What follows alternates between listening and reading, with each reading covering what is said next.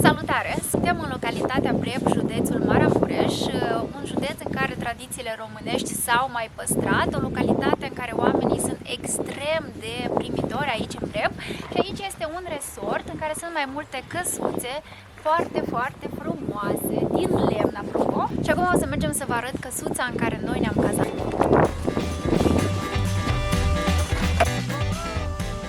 Bine ați venit în casa noastră de 2 zile. Aici este un interior tipic maramureșan. Acesta este living-ul împreună cu sufrageria, bucătărie tipică. Astea sunt la fel făcute handmade. Da, uitați-vă ce frumos!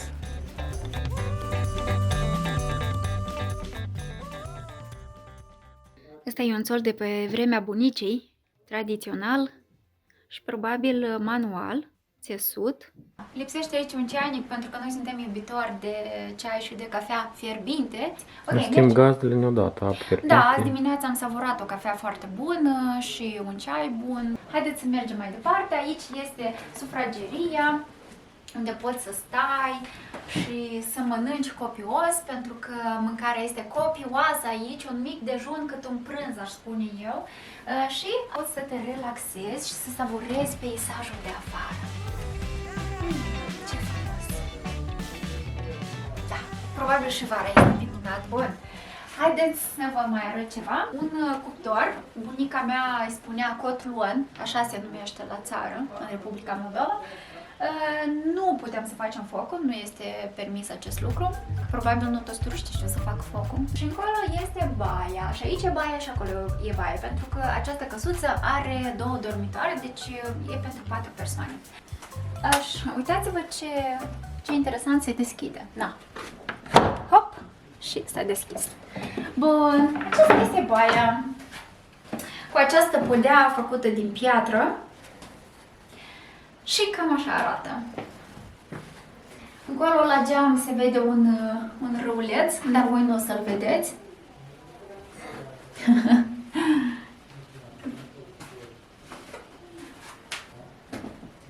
Aici până și ușile sunt din lemn și porțile sunt din lemn. Foarte multe lucruri sunt făcute din lemn. Mergem mai departe să vă arăt și dormitorul. Dormitorul este la al 2-lea nivel. Trebuie să urcăm pe scări.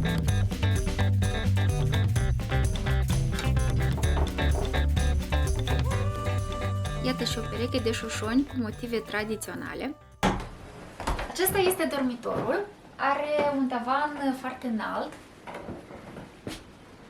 Mai este un pat în cazul în care vine cu voi încă o persoană și nu are unde să doarmă. Totul este făcut handmade, din câte știm noi. Este absolut totul din lemn. Până și noptiera e din lemn. Și podeaua e din lemn, tipic acestei zone, pentru că aici este și o pădure și respectiv este foarte mult lemn. Vă arăt un loc care mie mi-a plăcut din prima. Aici poți să savurezi o cafea, un ceai, să citești.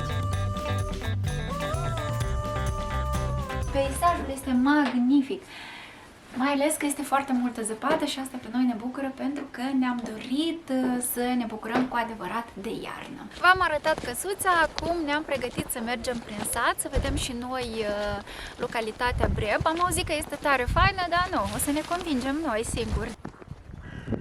Pe aici e un râuleț. Și aici am prins iarna adevărată. Zăpadă multă, frig. Resortul e tare fain. Sunt mai multe căsuțe, dar e liniște aici. Locul ăsta este minunat să faci o escapadă și o evadare de la zgomotul urban. Poate vă întrebați ce e aici? Ei bine, aici este un coteț pentru găini. Iată și găinile se văd. Foarte frumos. Foarte fain coteț. Ninge! Hai să mergem atunci prin sat. Hai. Hai!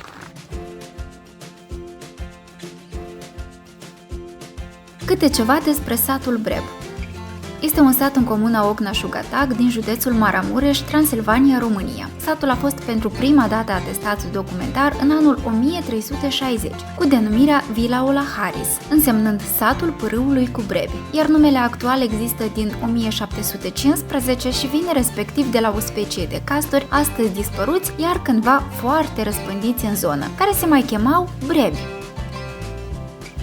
Ați observat deja că localitatea se remarcă prin faptul că majoritatea caselor și porților sunt din lemn. Un gard de lemn deosebit de frumos. Facem o plimbare acum prin sat și descoperim locurile frumoase de aici. Astăzi vrem să mergem la Biserica Sfinții Arhanghel Mihail și Gavriil, o biserică de lemn, și să vedem niște căsuțe restaurate de prințul Charles, cel care și-a cumpărat aici câteva căsuțe, pentru că i-a plăcut foarte mult zona asta. Iată încă o poartă din lemn, foarte multe porți din lemn, deci și gardurile și porțile aici sunt din lemn. Parcă ar fi un muzeu. Așa ceva nu prea întâlnești oriunde.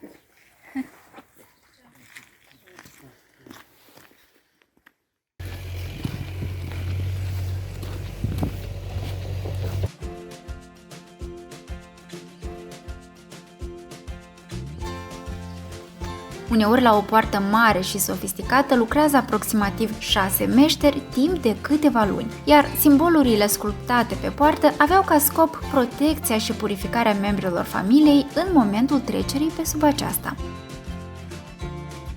Apropo, când intri în sat, tot pe o poartă intri. În Breb se mai păstrează aproape 10 meșteșuguri tradiționale, iar în anul 2015, în top 20 destinații de vizitat, National Geographic Traveler a inclus și zona Maramureșului, cu specificația ca cel puțin o noapte să fie petrecută în satul Breb. Oamenii sunt foarte ospitalieri, chiar dacă ești doar turist și sătenii nu te cunosc, oricum îți dau binețe. Bună ziua!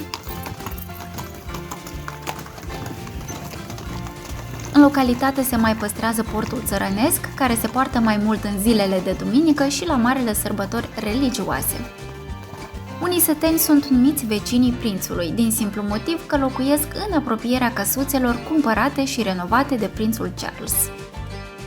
Iată că ajungem la biserica nouă și apoi ne îndreptăm spre biserica veche de lemn.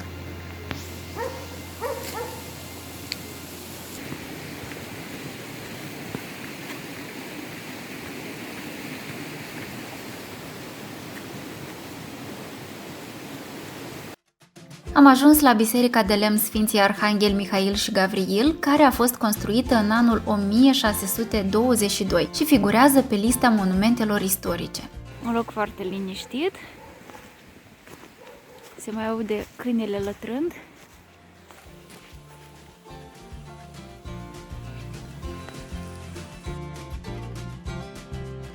Înapoi spre cabană am admirat alte porți, un râuleț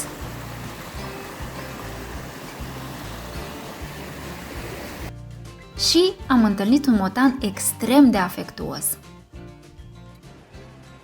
Am făcut o plimbare destul de lungă și am înghețat zdravă. Afară erau cam minus 11 grade sau chiar mai mult, nu mai știu exact. Și la Săniuș am renunțat să mai mergem. Data viitoare neapărat o să mergem la Săniuș. Dar am venit în căsuță, ne-am încălzit, am dormit puțin, iar acum putem să citim o carte, să ne bucurăm de un ceai și să ne bucurăm de peisajul de afară și de zăpadă de afară, chiar de aici, de la geam, de unde mă aflu eu acum. Mie mi-a plăcut tare mult acest loc și cred că a devenit preferatul meu loc din căsuța asta. Aici nu este Wi-Fi, așa că trebuie să aveți neapărat date mobile. Mâine ne întoarcem acasă cu bateriile încărcate.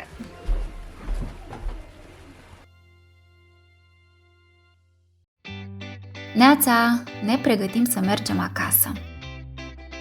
Iată că ieșim din sat, iar aceasta este poarta despre care vă spuneam, care de altfel atunci când te îndrepți spre satul Breb, îți dă de veste că ai ajuns unde trebuie.